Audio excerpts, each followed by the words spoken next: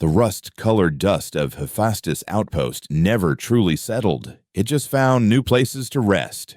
It coated the inside of Elias Thorne's lungs, clung to the lines around his eyes, and gathered in the silence of his one-room habitat like a shroud. 10 years had passed since the war. 10 years since the sky over Olympus Mons had burned black and rained fire. And still, the silence was the loudest thing he knew.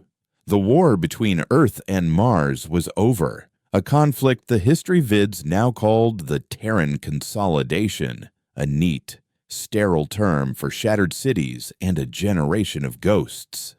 Elias had been a combat engineer with the Martian Rangers, 2nd Sapper Division, a man who built bridges and bunkers until the day he was ordered to blow them up with his own people still on the other side. That day, the consortium betrayed them. The Jovian hegemony, the corporate third power that had supplied both Earth and Mars with the tools of their mutual destruction, had guaranteed the Olympus Mons corridor would remain a neutral escape route. They had sold Mars the energy for their shields and sold Earth the munitions to break them, all while promising a safe exit. It was a lie written in blood. Elias remembered the Jovian fleet, sleek and silver against the void, holding their position as the Terran fleet descended. He remembered the calm, synthesized voice of the hegemony liaison cutting through the Martian command channel. Corridor integrity is no longer viable. Hegemony assets are withdrawing. We wish you fortune in your endeavors. Fortune. They had wished them fortune as orbital bombardments turned the mountain's caldera into a graveyard for 40,000 Rangers. Elias had been one of the few hundred to crawl out, dragging himself through collapsed lava tubes and fighting with scavenged energy cells and a sharpened piece of rebar. He survived, but the man he was did not. Now, he worked the deep core drills on Hephaestus, a chunk of rock in the asteroid belt where no one cared about your past as long as you met your quota. The work was mindless, brutal, and honest. You drove the drill. You processed the ore. You got paid in untraceable credits. And you tried not to dream. But the dreams always came. The face of Valerius, the hegemony's CEO, was what finally shattered the quiet. Elias saw him on the communal hub's flickering screen. The image beamed from a gala on Earth. Valerius, with his perfectly tailored suit and his face that looked like it was carved from polished ice, was accepting the Intersystem Peace accolade. He stood beside a Terran general whose hands were metaphorically still dripping with Martian blood, and he spoke of sacrifice, of the hard choices that forged a lasting peace. The miners around Elias grunted their approval. To them, the war was a distant inconvenience that had driven up shipping costs. To Elias, it was like watching his family's murderer be crowned a saint. The rust-colored dust in his lungs turned to fire. He walked out of the hub without a word, packed a small bag with his credits and a well-maintained sidearm, and bought passage on the next freighter heading for the outer rim. He was done hiding. He was done being silent. He was going to make them remember. His first stop was Pallas, a hollowed-out asteroid city that stank of recycled air and desperation. It was here that Anya Echo Sharma flew the Stray Dog, a rust-bucket courier ship that looked like it was held together by little more than stubbornness and illegal modifications. Anya had been the best pilot in the Ranger fleet, a woman who could fly a dropship through the eye of a needle in a sandstorm. Elias found her in a dimly lit bar called The Void, hustling a game of high-stakes gravity darts. Her eyes, once bright with defiant energy, were now shadowed and perpetually scanning for exits. She saw him and her smile, a weapon she used to disarm marks, faltered for a fraction of a second. "Thorn," she said, her voice a low rasp. "I thought you were a ghost." "We all are," he replied, sliding onto the stool beside her. "I need the dog, and I need its pilot." She finished her drink, a clear, foul-smelling liquid, and stared at the dartboard. "The dog only flies for paying customers, Elias, and my ghost-chasing days are over." "This pays," he said, sliding a credit chip across the sticky bar top. "And it's not about chasing ghosts. It's about burying them." He told her about Valerius, about the Peace Prize, about the lie being cemented into history. He watched her knuckles turn white as she gripped her glass. She had lost her entire wing at Olympus Mons. Her comms flooded with their screams as the Jovian fleet watched them burn. "What's the plan?" she asked, not looking at him. "You going to fly into Earth's orbit and put a torpedo through Valerius's penthouse." "Something cleaner," Elias said. "During the retreat, I took a data crypt from a dead hegemony officer.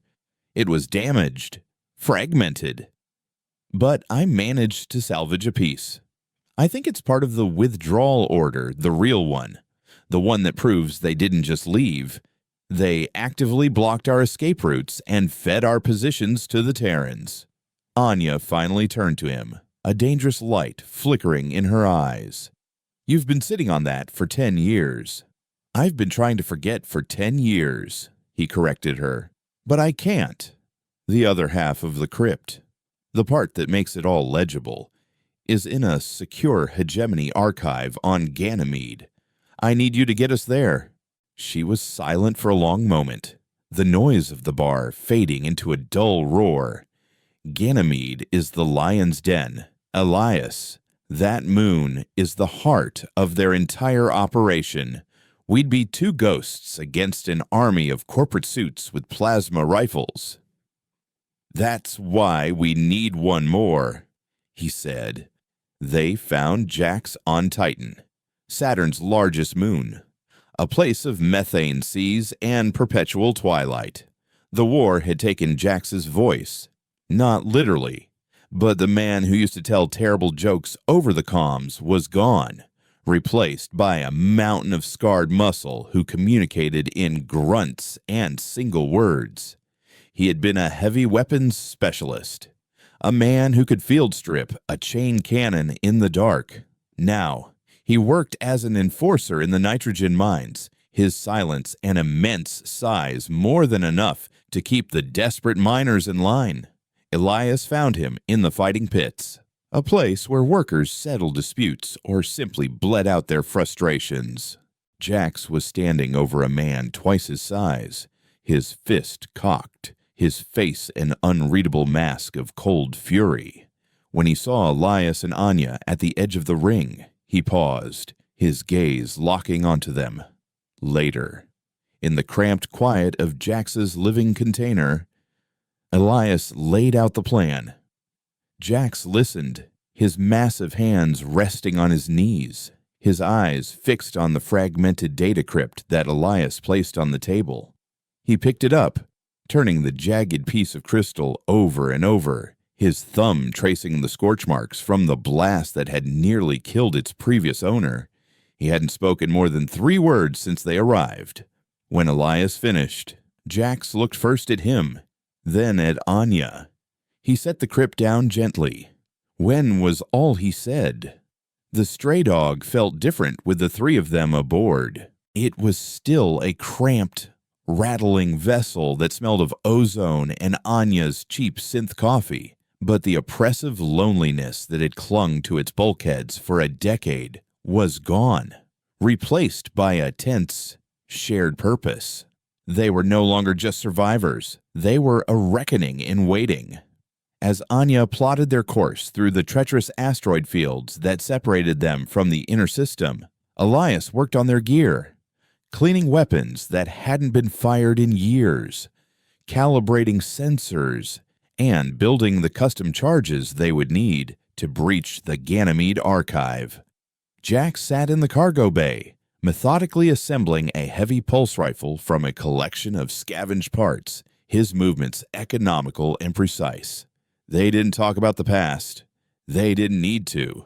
It was there in the way Anya's hands never strayed far from the controls, in the way Jack's would sometimes stop and stare into space, his mind clearly back in the fire of the caldera, in the way Elias would meticulously check every connection and every wire, as if a single mistake could bring the whole mountain down on them again.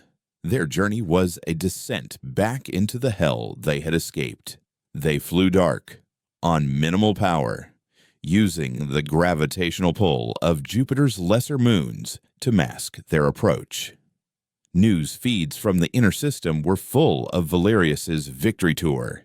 He was announcing new reconstruction initiatives for Mars, partnerships that would make the hegemony richer than ever, all built on the bones of the people they had condemned. Each broadcast fueled the cold fire in their veins. Ganymede grew in the viewport, a world of ice and shadow dominated by the gleaming spires of the hegemony's headquarters. The archive, known as the Aegis Vault, was buried deep beneath the moon's icy crust, powered by a geothermal tap and protected by layers of security that made military fortresses look like open parks. "There's our target," Anya murmured, her voice tight, as the ship's long-range sensors painted a schematic of the facility on the main screen. Automated defense turrets, patrol drones, biometric scanners. They even have a quantum entanglement lock on the main vault. If we trip it, every security officer on this rock will know we're here before we can even blink. Elias looked at the schematic, his mind already deconstructing it, seeing the weaknesses, the pressure points, the flaws in the design. He saw a maintenance conduit, an old geothermal vent, a flaw in the power grid.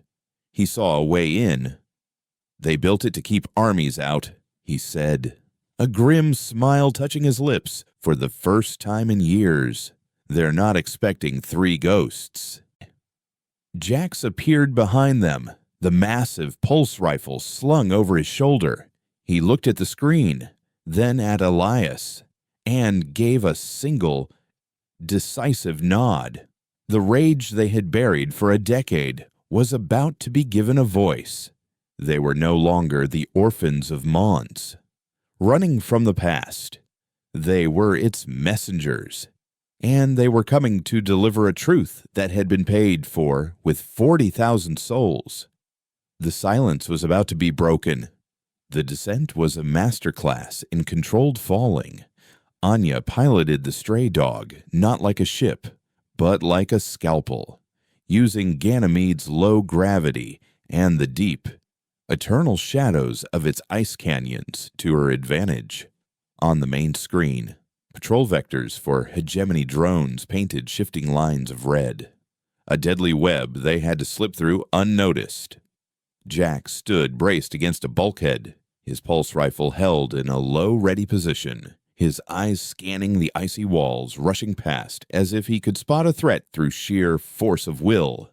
Elias, meanwhile, was the calm center of their storm, his voice a steady presence over the internal calm. 2 degrees port.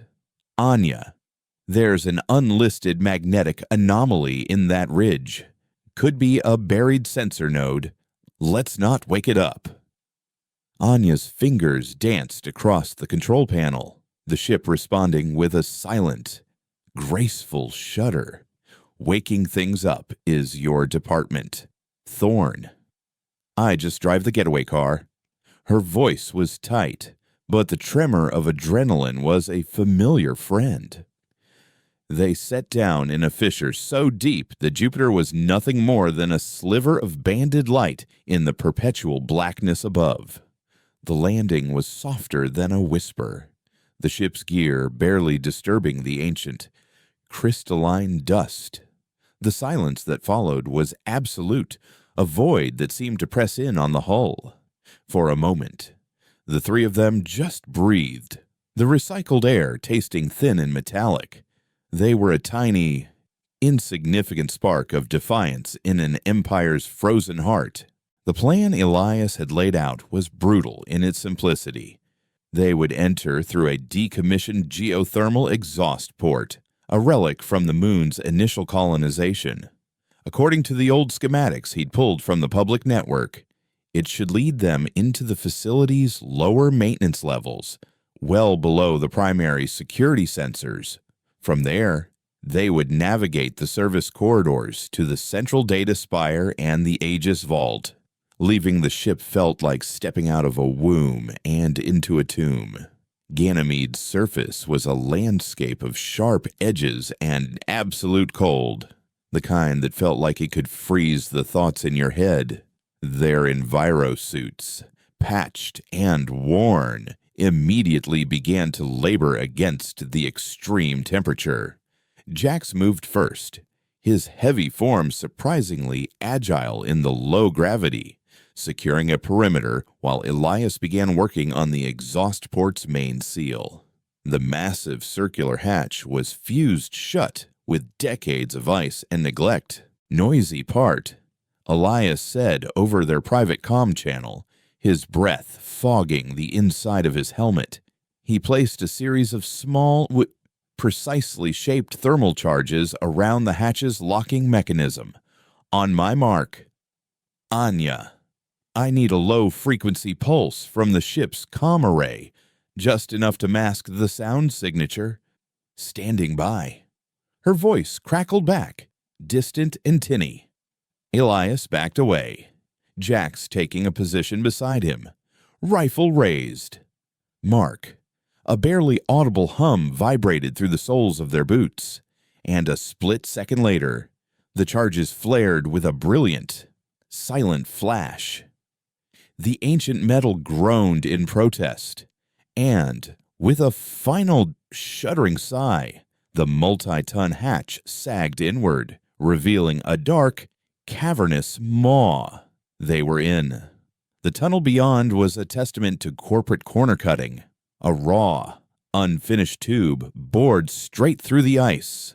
It descended at a steep angle into the moon's crust, the only light coming from their helmet lamps, which cut sharp, lonely beams through the oppressive dark. 30 minutes of careful descent brought them to their first real obstacle. The schematics were out of date. The tunnel didn't open into a dry maintenance level. It ended at a heavily reinforced grate overlooking a massive conduit. Below them, a river of viscous, supercooled coolant flowed with a low, hungry hiss. Well, Anya's voice commented dryly from orbit, that's not ideal. Thermal scans show that fluid cycles every 12 minutes. It's a heat exchange for the lower server farms. Sub-zero. And corrosive enough to strip the chrome off a hegemony yacht. Elias knelt, his lamp illuminating the grate's locking bolts. They were magnetically sealed and required a proprietary resonance key. A key he didn't have.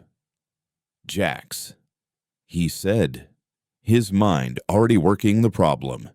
Jax stepped forward, and without a word, he unslung a heavy-duty plasma cutter from his pack. It wasn't subtle, but it would be effective.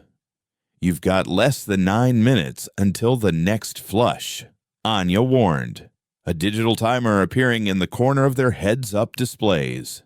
The cutter whined to life, its focused beam of energy casting dancing, hellish shadows across the ice walls as Jax began to systematically slice through the hardened steel, the air filled with the acrid smell of vaporized metal. With a final groaning tear, a section of the grate gave way. Elias and Jax slipped through the opening, dropping onto a narrow service catwalk that ran alongside the main conduit just as the timer hit the 2-minute mark. A deep, resonant hum began to build from further down the conduit. The flush was coming. They ran, their heavy boots clanging against the metal walkway, the sound echoing in the cavernous space. The humming grew into a roar, and a wave of shimmering Arida cryogenic fluid surged into view, chasing them down the tunnel. They made it to the next junction and scrambled through an emergency access hatch just as the torrent roared past, the sheer cold of its passage leaching through the thick metal door and frosting the inner surface. Inside, the environment changed instantly. They were in the facility proper. The raw ice and rough-hewn rock gave way to sterile white corridors, polished chrome, and the low, omnipresent hum of 1,000 servers processing 1,000,000 lies. The air was cold, clean, and carried the faint scent of ozone. They moved like ghosts through the labyrinthine maintenance levels, Elias leading the way. His datapad synced with Anya's scans from above, painting a real-time map of their surroundings and the patrol routes of the facility's automated guards. They saw their first one at a junction of corridors, a sleek, spider-like drone with multiple optic sensors and a pair of underslung plasma repeaters. It glided silently along the ceiling, its movements unnervingly fluid. They froze in the shadows of a recessed doorway, holding their breath as it passed, its blue sensor lights sweeping the corridor. It was Jax who saw the second one. It was clinging to the wall just around the next corner, lying in ambush. Before Elias or the drone could react, Jax moved. He was a blur of motion, a force of nature. He slammed the drone against the wall with his armored shoulder, crushing its primary sensor array. Before it could send a distress signal, he drove the butt of his rifle through its central processing unit with a sickening crunch of metal and silicon. It slumped to the floor, inert and silent. The entire encounter took less than 3 seconds. Jax simply nudged the wreckage into a dark alcove with his boot and gestured for Elias to continue, his expression unchanged.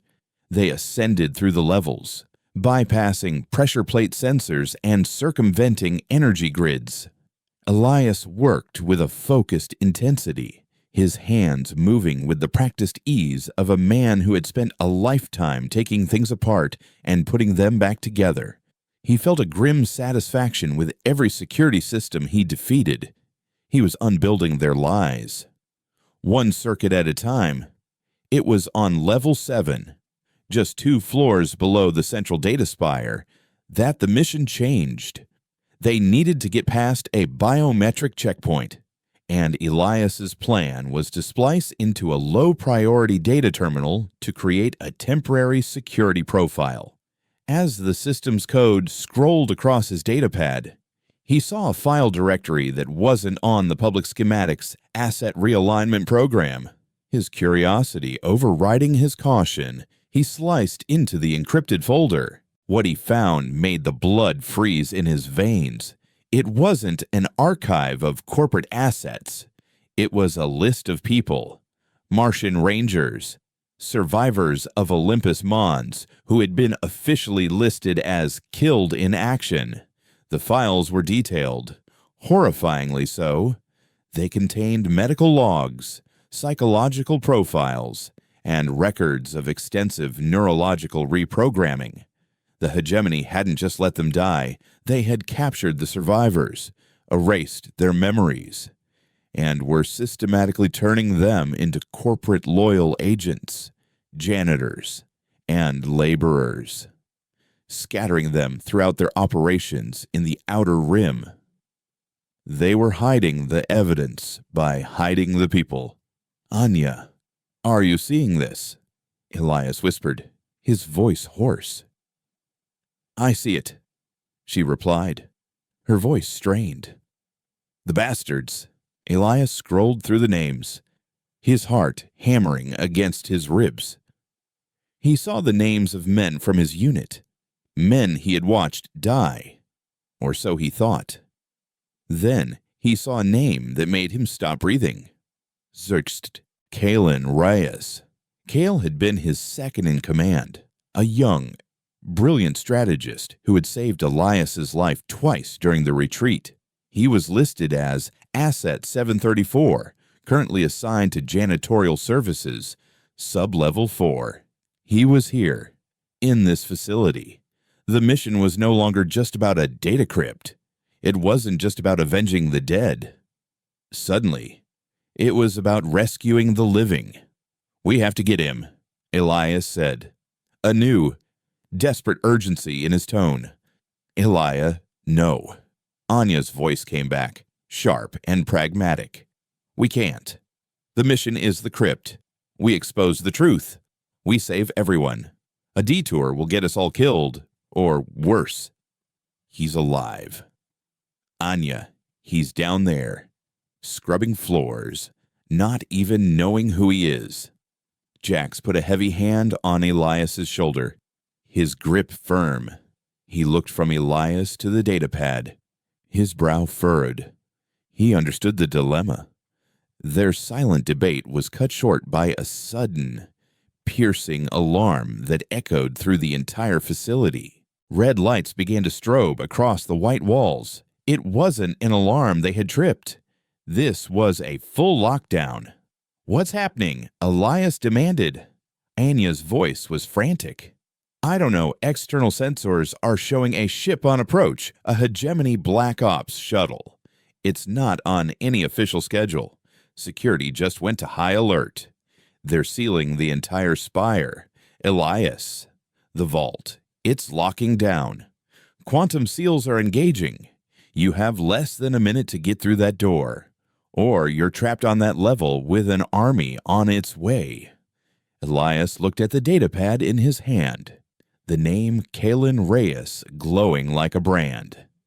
He looked at the heavy vault door at the end of the corridor, the objective they had risked everything for. And he looked at Jax, whose unreadable expression held a question: the truth for 40,000 dead, or the life of one living ghost. The red lights flashed, painting their faces in the color of blood, and the heavy thud of magnetic locks slamming shut began to echo from all around them. They were running out of time. "No," Elias said, the word a gunshot in the sudden chaos. He wasn't looking at the ceiling vault door. He was looking at the datapad, at the ghost named Kalen Reyes. "We're not leaving him." The massive vault door, centimeters of tungsten alloy, began to slide shut with a deep, grinding finality. Anya's voice screamed over the comm, a mixture of fury and desperation. "Thorn, you fool. That's the mission. Everything we came for is behind that door. The mission just changed." Elias shot back, already moving. He turned from the vault, a place of abstract justice, and ran toward the stairwell leading down, toward a single, tangible life. Jax hesitated for only a fraction of a second, his massive head turning from the closing door to Elias's retreating back. Then, with a low grunt that sounded like a vow, he followed, his heavy boots pounding on the deck in a rhythm of absolute loyalty. The vault door slammed shut with a deafening boom that vibrated through their bones, sealing them in. The red lights continued their silent, frantic pulse. "You're both insane," Anya spat over the comm, but her tone had already shifted. The anger was still there, but beneath it was the weary resignation of a pilot who knew her crew. "Fine. You bought yourselves a death sentence. The shuttle has docked at the upper spire. Black Ops. 10 of them, moving fast. They're not standard security. They're hunters. They descended into the lower levels, a world away from the pristine data spire. Here, the corridors were narrower, utilitarian, lined with pipes and conduits that hissed and dripped. The air was thick with the smell of industrial solvents and recycled protein. They were in the guts of the machine. Locating Sublevel 4 was easy. Finding a single janitor within it was another matter. The lockdown had sent the facility's few organic personnel scurrying into designated safe rooms. The corridors were empty, which made Elias and Jax stand out like wounds on the sterile white environment. They rounded a corner and came face to face with a security team, 4 guards in standard hegemony armor, their plasma rifles snapping up. There was no time for stealth. Jax became a whirlwind of destruction. He shoved Elias behind him, his pulse rifle roaring to life, not with a spray of projectiles, but with a single, concussive blast of energy that sent the first 2 guards flying backward, their armor sparking and smoking. The other 2 opened fire. Bolts of superheated plasma searing the air where Jax's head had been a moment before. He moved with a speed that defied his size, closing the distance, using his rifle as a battering ram to shatter one guard's helmet before driving an armored elbow into the throat of the last. It was over in 5 seconds. 4 crumpled forms lay on the floor. Jax didn't even pause to check his work. The firefight, brief as it was, had undoubtedly been registered. They know we're here now. Elias stated the obvious, his heart pounding. We need to find him and get out. Out where? Elias Anya's voice was a sharp dose of reality. Every hangar is sealed. Every exit is watched. You're in a bottle. And the Cork is a team of corporate assassins. Elias ignored her, his eyes scanning the designations on the wall. They were in the right sector. He accessed a nearby service terminal, his fingers flying across the keypad, slicing through the low-level security protocols. He pulled up the janitorial duty roster and the level schematics. Central Sanitation Hub. Bay 3, he said. That's where he is. They found him there, in a large, brightly lit chamber filled with humming sanitation drones and reclamation machinery.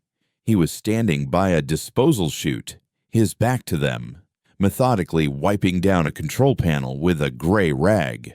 He wore the simple, featureless gray jumpsuit of a low-level worker. He was thinner than Elias remembered. His shoulders slumped in a way that spoke of a spirit that had been systematically crushed. Elias's voice was a choked whisper. Kyle. The man turned slowly. His face was the same, the sharp jawline, the dark, intelligent eyes. But the intelligence was gone. His eyes, which had once held a razor-sharp intelligence that could deconstruct a battlefield in a glance, were now dull, placid pools of gray. He looked at the 2 armored men, one holding a smoking rifle, and showed no fear, no surprise, only a mild, programmed curiosity. Cleaning cycle is not complete, he said, his voice a flat monotone. This area is restricted. Kale? It's me.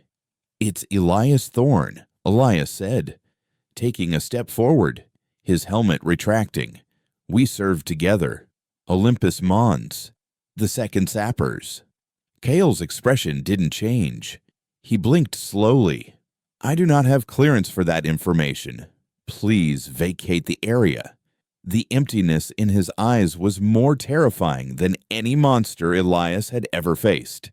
This was the hegemony's true crime. They hadn't just killed people, they had hollowed them out. Leaving behind compliant shells, it was murder of the soul. Jax laid a hand on Elias's arm. A silent warning. Footsteps, heavy, rhythmic, and closing in fast. The Black Ops team. From the far end of the chamber, 10 figures emerged from the corridor.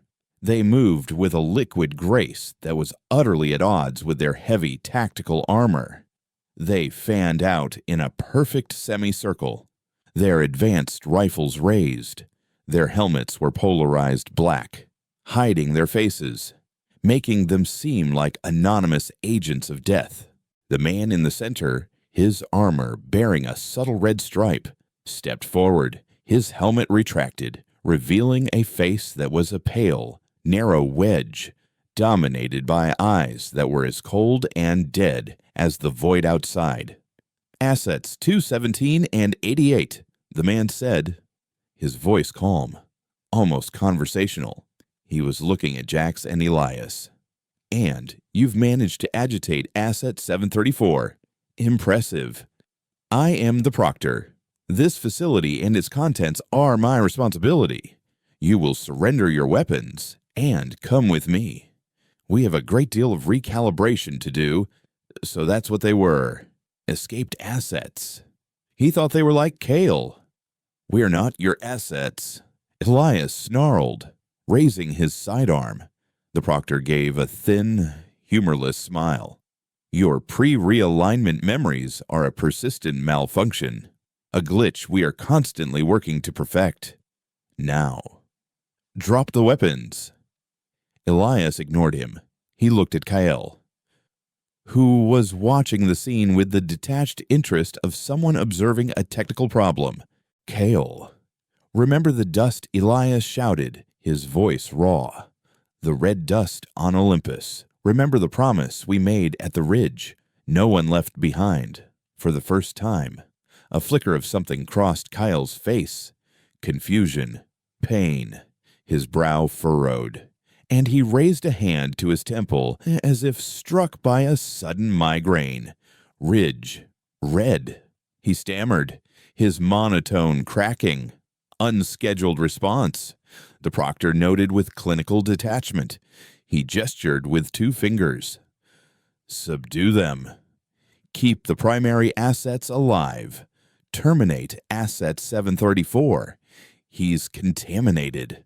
The world exploded in a cacophony of plasma fire. Jax unleashed a torrent of energy from his pulse rifle, creating a wall of suppressive fire that forced the Black Ops team to dive for cover behind the machinery. Elias grabbed the disoriented Kyle, who stumbled, clutching his head and muttering fragments of words. "No one behind." Elias dragged him toward the far side of the room, blaster bolts searing the air around them. Jax was a fortress, absorbing impacts on his heavy armor that would have vaporized a normal man, returning fire with disciplined, brutal efficiency. But he was outnumbered. 2 of the Black Ops soldiers flanked them, their movements impossibly fast. One of them leveled his rifle at Kale before he could fire. Jax pivoted, a roar of pure fury erupting from his chest, and charged. He slammed into the soldier like a freight train, crushing him against a reclamation tank. The other soldier fired at Jax's exposed back, but Elias was faster, his pistol barking twice. The shots were precise, hitting the soldier's unarmored knee joint and then his weapon, sending it clattering away. They were trapped. The proctor and his remaining 7 soldiers were advancing, their fire becoming more focused, pinning Jax and forcing Elias and Kyle behind the flimsy cover of a control console. "Elias, they're boxing you in." Anya's voice was a frantic hiss in his ear. There's no way out. But Elias wasn't looking for a door. He was looking at the disposal chute Kale had been cleaning.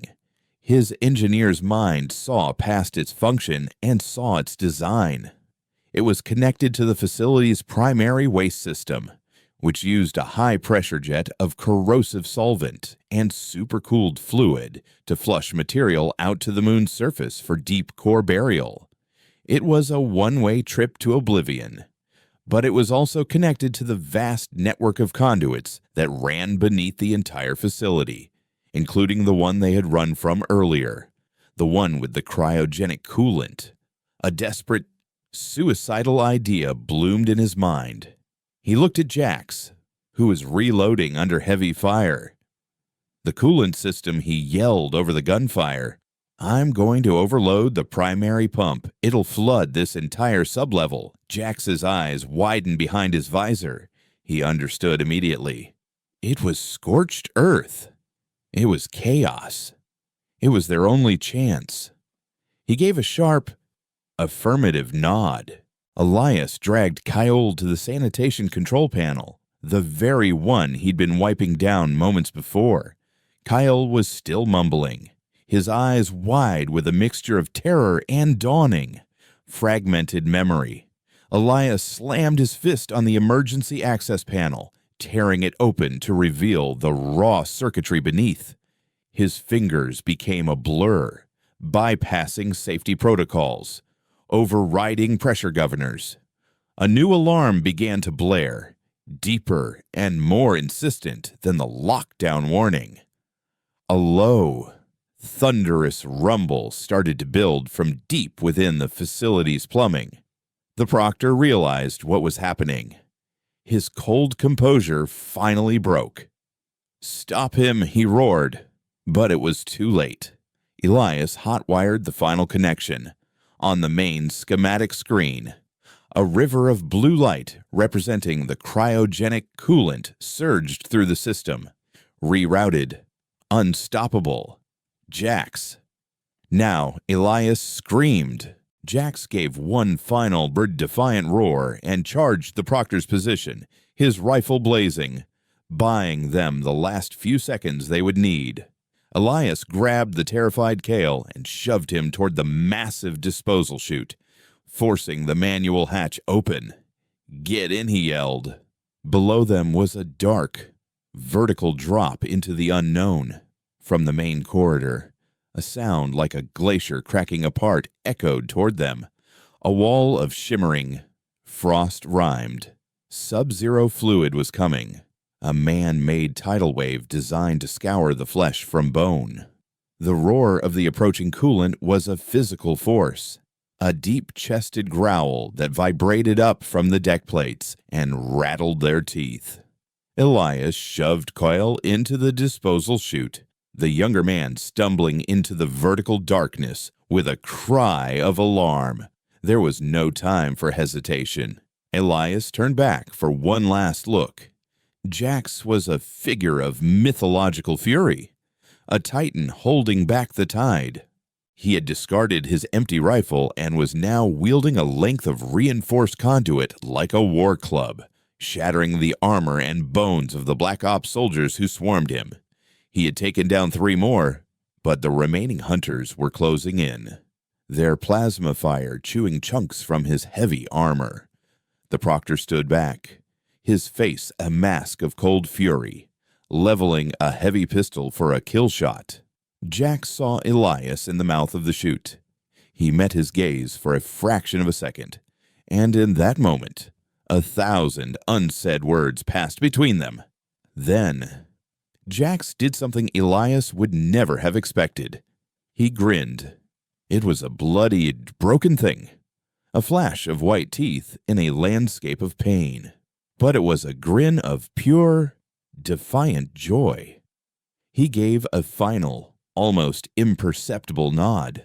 Then he turned, lowered his shoulder, and charged straight at the proctor. A final, suicidal act of glorious rebellion. Elias didn't see the outcome. He threw himself into the chute just as the first wave of cryogenic fluid smashed into the sanitation hub. The sound of tearing metal and flash-frozen machinery abruptly cut off. The drop was a stomach-lurching fall through absolute blackness. He slammed into Kale, and the two of them tumbled together down the slick, cylindrical tube. The chute wasn't a straight drop. It corkscrewed and twisted, and they bounced off the walls like stones in a can. Then the coolant hit them. It was less a liquid and more a solid, crushing force of unimaginable cold. It didn't feel wet. It felt like being slammed by a mountain of razors. Elias's envirosuit, already damaged, screamed in protest. Thermal warnings flashing crimson across his vision. The cold was a living thing, a predator that sank its teeth into him, seeking the warmth of his life. He wrapped his arms around the thrashing Kyle, trying to shield him, trying to keep them from being torn apart by the sheer velocity of the flush. They were debris in a cosmic toilet, being flushed into the bowels of Ganymede. He lost consciousness, the roaring in his ears fading to a dull hum, the flashing red warnings blurring into a single, persistent stain of color before winking out into nothing. He woke to the sound of a voice. Yes. Elias. Wake up. It was Anya. Her voice was tinny, strained, coming through his helmet's emergency comm channel. He was lying on something hard and cold. He forced his eyes open. He was in a vast, cavernous space, a primary drainage basin deep in the moon's crust. He was half submerged in a shallow, slushy pool of the now settled coolant. The main flush had passed. Miraculously, his suit's internal heaters were kicking in, fighting a losing battle against the ambient cold, but keeping him from freezing solid. He pushed himself up, his muscles screaming in protest. A few feet away, Kale was curled in a fetal position, shivering violently, his cheap worker's jumpsuit offering almost no protection. Elias crawled to him, checking his vitals on his suit's display. Kyle was alive, but his core temperature was plummeting. He was deep in the throes of hypothermia. Anya, where are you? Elias rasped, his throat raw. Above you. You idiot, she replied, relief and exasperation warring in her voice. I lost your signal for 12 minutes. I thought you were gone. Scans show you're in a maintenance cistern about 5 clicks south of the main facility. The good news is, you're alive. The bad news is, your heat signatures are a beacon. Whatever's left of that Black Ops team will be coming for you. Elias looked around. They were at the bottom of a massive, cylindrical chamber. Above them, a network of pipes and conduits crisscrossed in the darkness. There was no obvious way out. He had traded one prison for another. He dragged Kale out of the slush, propping him up against a support pillar. Kale's eyes were open, but they were glazed over, unfocused. He was muttering again. The same fragmented phrases. Red dust. No one. Left. The mental dam was breaking. The reprogramming was failing, but the raw, unfiltered trauma of his past was flooding in to take its place. It was a different kind of death sentence. I need a way out. Anya. Now, Elias said, his voice hard. Working on it. The cistern is connected to the old colonial aqueduct system. It's been dry for decades. If you can find the access tunnel, it should lead you out to the surface, far from the facility. Sending you the schematics now. A map overlaid itself on Elias's vision. The tunnel was on the far side of the chamber, 100 meters away. 100 meters of open ground. And then he heard it. A high-pitched whine. From one of the larger conduits above, a figure rappelled down with silent, deadly efficiency. The proctor. His armor was scarred and dented. One side of his face burned raw from a plasma blast, but he was alive. He landed lightly on the floor, his heavy pistol held steady in his hand. An impressive, if crude, escape. Asset 217, the proctor said, his voice a low, chilling hiss. You've cost me my team and a great deal of corporate property, but you've also proven that our realignment methods require a more permanent solution. He wasn't looking at Elias. He was looking at Kale. He was here to erase the evidence. Before the proctor could raise his weapon, Elias reacted. He didn't have a rifle. He didn't have Jax's strength. But he was an engineer. He saw the environment not as a battlefield, but as a machine. His eyes darted to the network of pipes above the proctor's head. One of them, a thick, heavily insulated conduit, was leaking a faint, shimmering vapor, a residual coolant line. Elias unhooked the plasma cutter from his belt, the one Jax had used on the grate. It was damaged, sputtering, but it held a charge. He fired a single, wild shot, not at the proctor, but at the pipe directly above him. The focused energy beam sliced through the weakened metal. The pipe ruptured with a deafening bang, unleashing a geyser of pressurized, sub-zero vapor and liquid coolant. The proctor was engulfed. He screamed, a high, thin sound of agony as the cryogenic fluid flash froze his armor and his flesh. He was encased in a tomb of ice in seconds, his form frozen in a silent, screaming tableau. Elias didn't wait to admire his work. He slung the semi-conscious Kyle over his shoulder, a dead weight that made his own battered body cry out in protest, and began the long, agonizing trek across the cistern floor. He staggered toward the tunnel entrance, his legs feeling like lead, every breath a cloud of fog in his helmet.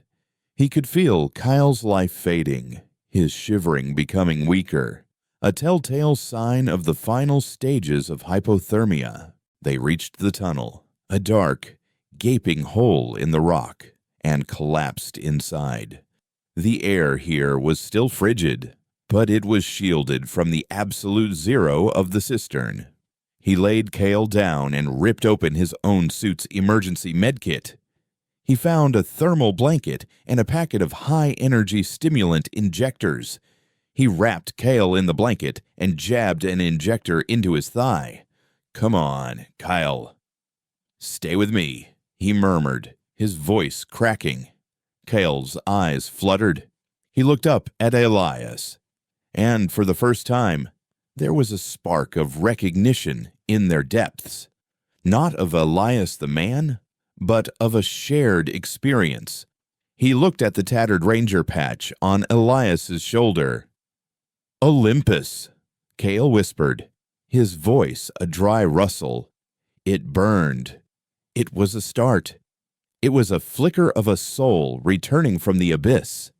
"It's over," Elias said, though he knew it was a lie. "We're getting out." He half-carried, half-dragged Kale through the miles of dark, silent tunnels. It was a journey through the underworld, fueled by nothing more than the last dregs of adrenaline and a stubborn refusal to die. They were ghosts, haunting the forgotten passages beneath an enemy moon. They finally emerged onto the surface as Ganymede's slow dawn painted the distant rings of Jupiter in hues of orange and rose. The light was beautiful, and it hurt Elias's eyes. They were in a remote, windswept canyon of ice, miles from any sign of the hegemony's sterile civilization. In the sky above, a familiar, rust bucket shape was descending. The stray dog. The ship's landing ramp lowered before it even touched the ground. Anya stood there, her face pale and drawn, a blaster rifle in her hands. She looked at the two broken men stumbling toward her, at Kyle's vacant stare, at the blood and frost caked on Elias's armor. She looked past them, into the empty canyon, and her expression hardened. "Where's Jax?" she asked, her voice quiet. Elias didn't have to answer. The truth was written on his face, a fresh scar on his soul. He helped Kale up the ramp, the man's returning memory causing him to weep in silent, shuddering gasps. Elias stopped at the top of the ramp, turning to look back at the unforgiving landscape. He had gone into that facility to find a piece of data, a key to unlock the past. He had failed. The vault was sealed. The evidence of the hegemony's primary betrayal lost to them. But he had emerged with something else. A living, breathing piece of the truth. A man who could remember. He had also left a part of himself behind, a debt of blood and brotherhood that could never be repaid. As the ramp of the stray dog sealed shut, closing them in, Elias knew this was no longer a mission of vengeance. Vengeance was a luxury for those who had nothing left to lose. He had lost Jax, but he had found Kale. And now, it was a mission of protection, of reclamation. They hadn't exposed the hegemony's crime to the world, but they had stolen the evidence, and now the evidence was breathing. And the hegemony would stop at nothing to get it back. The silence aboard the stray dog was heavier than any planet's gravity. It was a dense, suffocating thing, filled with the ghosts of unspoken words and the phantom weight of a man who was no longer there. For weeks, they drifted through the outer rim, moving from one forgotten moon to another, never staying long enough to leave a wake. They were a three-person haunting, a ship crewed by grief, trauma, and a grim, relentless purpose. Anya flew with a cold, focused fury, pushing the ship's aging systems to their limits, her hands a constant, nervous dance across the controls. She rarely spoke of Jax, but his absence was in the empty seat in the mess hall, in the unused tools in the engine room, in the hollow echo where his low grunts used to be. Her grief had sharpened her, honing her pragmatism into a razor's edge. Her mission was simple: keep the ship flying, keep them alive. Everything else was noise. Elias dedicated himself to Kyle. He had failed to save 40,000, and he had lost the one man who had stood by him in the end. He would not fail this last living casualty of the war. Kale's recovery was a painful, fractured process. It wasn't a gentle awakening, but a violent exorcism. Memories returned not as a steady stream, but as brutal, jagged shards that would send him into screaming fits or leave him catatonic for hours. He would remember the smell of cordite, the face of a dying friend, the crimson color of the Martian sky, and the memory would break him all over again. Elias would sit with him through the night, not offering empty platitudes, but simply being present, a steady anchor in the storm of Kyle's unraveling mind. He was no longer a soldier seeking vengeance. He was a custodian of a broken soul, and in the act of mending another, he began to piece together the fragments of himself. The hegemony, as expected, did not forget. A bounty appeared on the public nets, 2 escaped corporate assets, and a malfunctioning janitorial unit, wanted for industrial sabotage and theft of proprietary technology. The reward was enough to make a poor man rich and a rich man a king. Every shadow held a potential bounty hunter, every friendly hail a potential trap. They were marooned in an ocean of stars, and every island was hostile. The turning point came during a quiet cycle, while they were hiding in the rings of a nameless gas giant. Kale was lucid, his eyes clear for the first time in days. He was sketching on a datapad, his hands still trembling slightly. He showed it to Elias. It was a detailed tactical map of the Olympus Mons caldera, drawn entirely from memory. He had marked squad positions, fallback points, and the exact location of the promised Jovian escape corridor. They were channeled, Kyle said, his voice a hoarse whisper, but it was his own voice, not the programmed monotone. The Terran fleet, They knew our exact retreat path. The hegemony didn't just leave the door open for them. They showed them where the key was. Elias looked at the map, and a cold, terrible clarity washed over him. He had been so focused on finding the withdrawal order, the official proof of their abandonment. He had been fighting the last war, but the hegemony's crime wasn't a single act of betrayal. It was a continuous, monstrous conspiracy. The asset realignment program, the thousands of other Kyles scattered throughout the system, their minds wiped, their identities stolen. They didn't have to prove the hegemony were murderers. They just had to remind the victims they had been killed. Anya, Elias said over the ship's internal comm, his voice electric with a new, dangerous idea. I need the most powerful, least secure comms relay in the outer rim. There was a pause. You planning on broadcasting our last will and testament? She asked, her voice laced with weary sarcasm. Something like that, Elias replied. I'm planning on sending a reminder. The plan was insane, a shot in the deepest dark, but it was the only one they had. They couldn't fight the hegemony's fleets or their assassins. They couldn't outrun them forever, but they could attack the foundation of their power, the silence and compliance of their victims. They would create a memory bomb, a data packet designed not to destroy systems, but to awaken minds.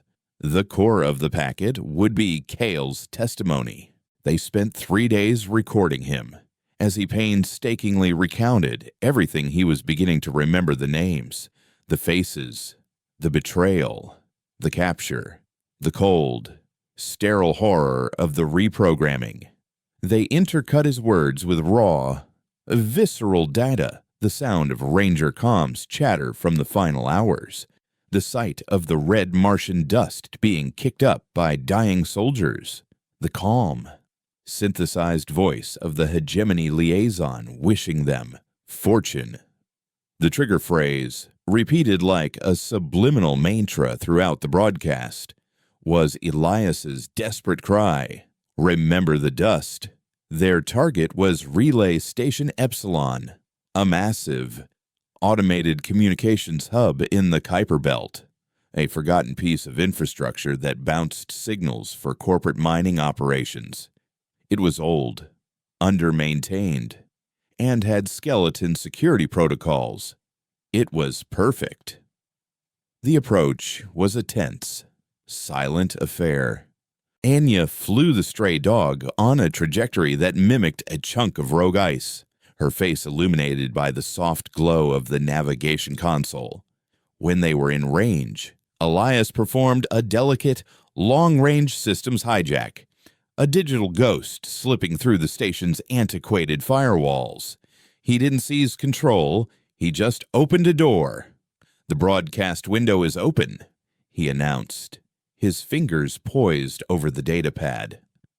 Once I send this, every hegemony outpost, ship, and facility in the outer rim receiving Epsilon signal will get it. It will embed in their internal networks, playing on a continuous loop until they purge their entire system. He looked at Kale, who stood beside him, his face thin and pale, but his eyes burning with a fierce, reclaimed light. He looked at the screen where Anya's tense face was reflected. He thought of Jax's final, bloody grin. This wasn't for the history books. This wasn't for justice. This was for them. For the ghosts. He hit send. For a moment, nothing happened. Then, a single, encrypted acknowledgement pinged back from the station. The seed was planted. A klaxon suddenly blared through the stray dog's bridge. Hostile contact, Anya yelled. A hegemony patrol cruiser just dropped out of FTL. They were waiting for us. A lance of plasma fire streaked past their viewport, close enough to make the ship's hull groan in protest. The hunt was over. They had been found. Get us out of here, Elias yelled, but he knew it was too late. The cruiser was faster, better armed, and it was boxing them in. Another blast rocked the ship, and the lights flickered and died, replaced by the stark red of emergency power. "I can't outrun them," Anya said, her voice grimly calm as she fought the controls. "Weapons are down. Life support is failing." This was it. The end. They had sent their message, and now they would be silenced forever. But then, something impossible happened. On the tactical display, the Hegemony cruiser's weapon systems went offline. Its engine sputtered. It began to drift. "What's going on?" Elias breathed. A garbled, frantic voice cut through their comms. A broadcast from the cruiser's open channel. "Have a riot in engineering. Their Asset 4019 just shot the chief officer. They're screaming about the dust. They're the transmission cut out, replaced by static." Anya stared at her screen, her mouth agape. "Elias, it's not just them. I'm picking up system-wide alerts from Hegemony networks. Labor stoppages on Triton, communication blackouts at the Palace mines, reports of mass hysteria among low-level personnel. The memory bomb had worked. It hadn't caused a revolution. It had caused chaos. 1,000 small acts of sabotage and rebellion. 1,000 minds suddenly breaking free from their programming, not with clarity, but with pained, furious confusion. The Hegemony's perfectly ordered machine was beginning to choke on its own ghosts. They slipped away in the ensuing confusion, the crippled cruiser a silent testament to their impossible victory. They found a home on a small, unnamed moon orbiting the edge of the system, a place where the rust-colored dust was a soft, neutral gray. They erased the stray dog's transponder and buried it in a deep canyon, turning the ship that had been their prison and their salvation into a final, hidden sanctuary. The Hegemony didn't fall. Empires never do.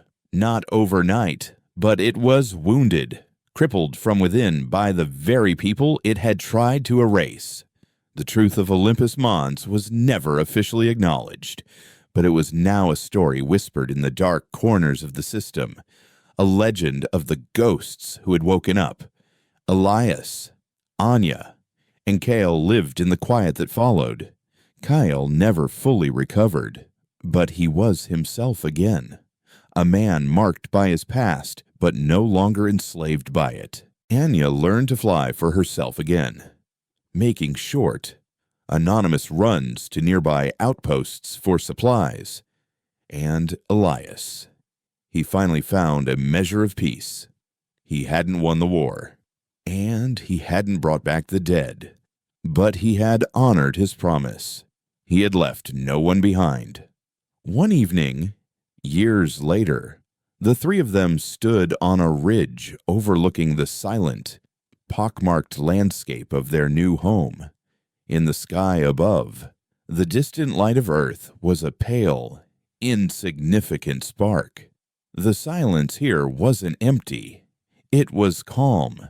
The rust-colored dust of his memory had finally, truly settled. They had not been erased. They remembered. And in a galaxy built on lies, memory was the last and truest form of rebellion.